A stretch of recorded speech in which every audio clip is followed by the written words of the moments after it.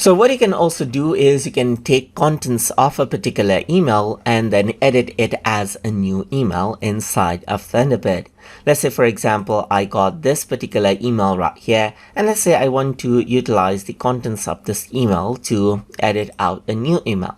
In that case, I can simply right click on this particular email right here and then click on edit as a new message. And then what happens is that without any forward tag or let's say reply tag, you can see that it copies the contents of the email and then keeps it in this new email format right here.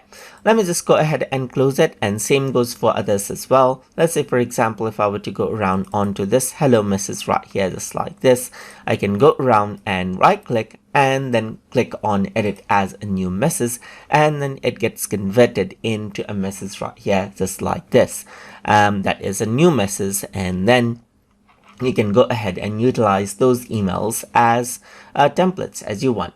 So hope you guys learned something as always.